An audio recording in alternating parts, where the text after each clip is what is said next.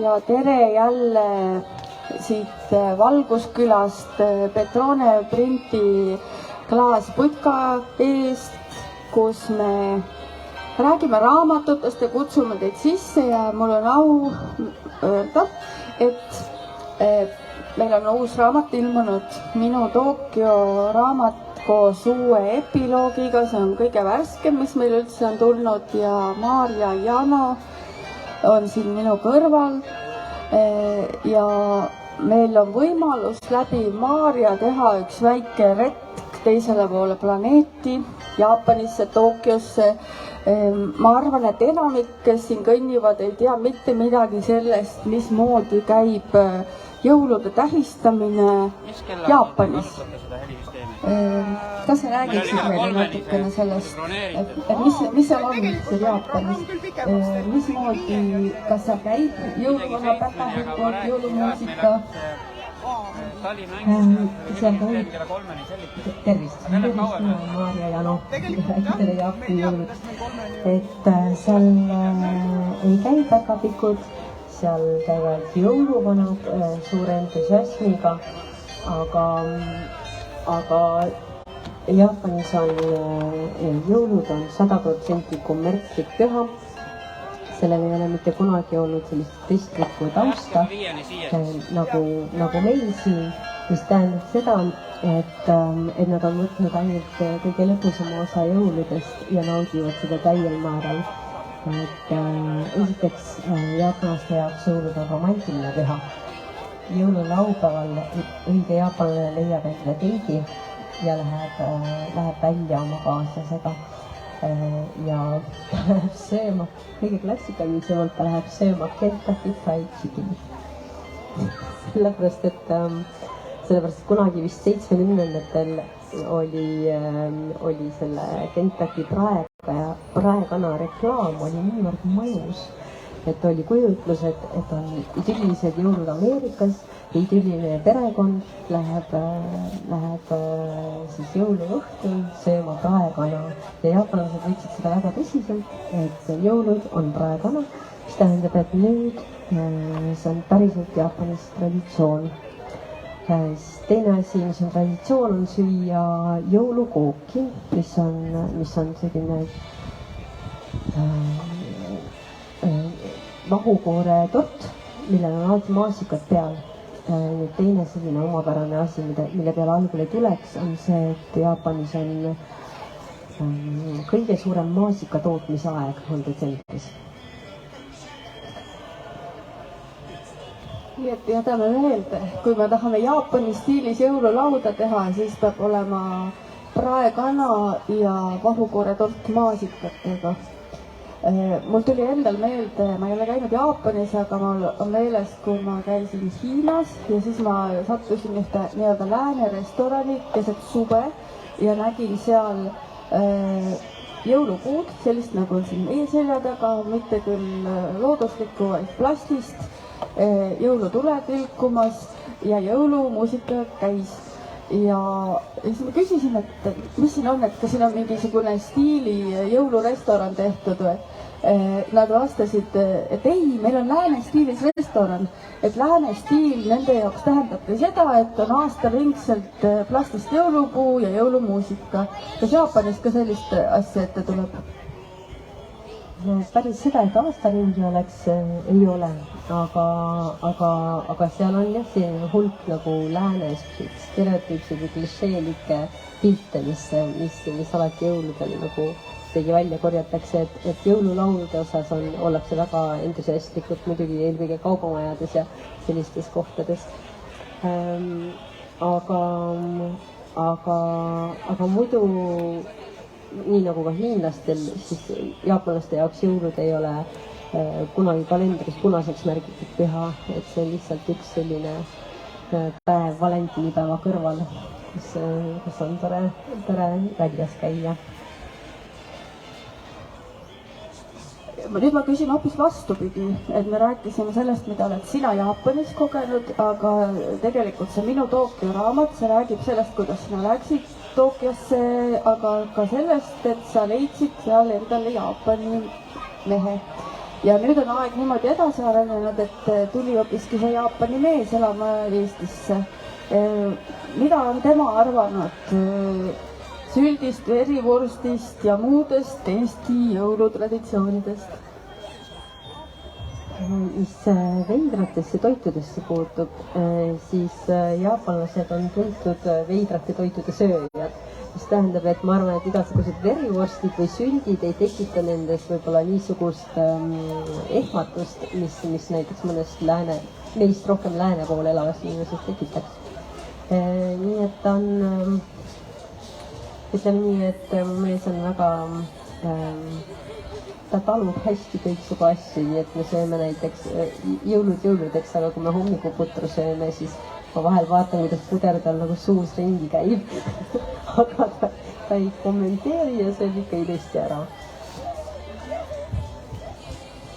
Justin Petronel ei möödu ilmselt ükski raamatukogu üritus niimoodi, et talt ei küsitaks seda, aga kas sa oled juba sülti ja verivorsti maitsnud? Ja kuidas sinu mees, kas tema on sülti ja verivorsti maitsnud? Ja kas käis suus ringi või mismoodi see siis välja kukkus? Ei, sülti verivorst on tal ilusti söödud, ma arvan, et ei söö neid päris iga päev, aga kui need on laual, siis ta kenasti sööb, et tal ei ole probleemi sellega. Ja ma küsin lõpetuseks ka seda, et nüüd, et kui võtta seda, see Minu tõukeraamat, see on juba tegelikult aastate tagune lugu. Nüüd on see uus versioon, mis on just välja tulnud, see on epiloogiga. Ei pea kõike täpselt ära rääkima, mis seal epiloogis on, aga mis on sinu elus muutunud ja mis tuuled on sul nüüd? Kui nüüd hästi kiiresti kogu selle nagu ülevaate teha, siis raamat algab umbes sellest momendist, kus ma olen 21-aastane. Ja lõpeb umbes, kui ma olen 24 ja me abiellume. Homme ma saan 37-aastaseks. Esiteks on väga palju aega. Vahepeal mööda läinud. Ja raamat lõpeb selle hetke, kus me elame ilusti Jaapanis. Ja kui ma seda nüüd üle lugesin, enne kui ma uut epiloogi kirjutama hakkasin, siis mind hästi üllatas ennast, et ma olin kirjutanud sellest rahutusest, mis tekib sellest mugavast, ilusast elust Tokyos, et läheks ümber maailma reisile, ei teeks midagi, aga et äkki ma ei suudagi elada enam kuidagi ebamugavamat elu kui siin turvalises ilusas Tokyos. Ja nüüd läks paar aastat veel mööda ja siis me tegime otsuse, et me kolime hoopis Eestisse ja alustasime palju ebaturvalisemat ja ebamugavamat elu, aga me oleme siin juba 8 aastat elanud ja meil on lapsed ja värgikass ja elame hoopis teistsugust elu kui see, mis siin raamatus kirjas. Kõik need, kes on täna siin meie klaasist majakeses olnud, kõigil nendel on olnud teemaks ka päkapikud. Ma sain aru, et Jaapanis üldse päkapikud akna taga regulaarselt ei käi, aga kas neid muidu nagu tuntakse ja teatakse? Ma ei ole, tähendab, teatakse küll, aga nad ei käi, aga jaapani keeles on siuke veider lugu, et sõna päkapikk on jaapani keeles kobito, aga sõna covid, koroona on jaapani keeles kobito. Nii et kui ma eile õhtul ütlesin mehele, et ole hea, mängi päkapikku lastele, siis see ikka lihtsalt kogu aeg siuke pandeemia maik oli juures, ma seda sõna mõtlen. Aga mismoodi need Jaapanis siis need päkapikud, need päris päkapikud, mitte koroonaviirus, et kas nad on siis teada, et kas Jaapani lapsed teavad, on neist pildiraamatuid, on nad kuidagi filmides, reklaamides kuidagi?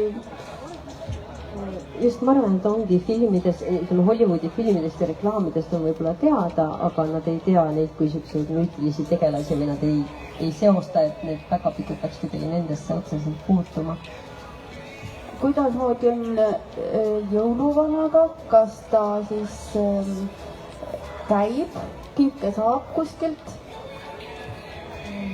jõuluvana nagu ka on, see kõik seostub siukse nagu kommertsliku ja kaubamajanikuga, et meil on veel 1 minut aega, et asi on selles, et kui minna korraks hästi kaugele, et siis mis on Jaapani see mõttemaailm või see religioosne taustsüsteem, mis on šintoist, mis on animistlik mõte, et kõikides, igas inimeses, aga ka igas asjas, igas esemes on oma nagu hing või oma kami, nad ütlevad oma jumalus. Ja neid on, nad ütlevad 8 miljonit, aga 8 on lõpmatuse number, nii et neid kamisid on lõpmatu. Nüüd kui rääkida, tagasi tulla Kristuse juurde, siis ütleme Kristuse Jumal on lihtsalt 8 miljoni seas.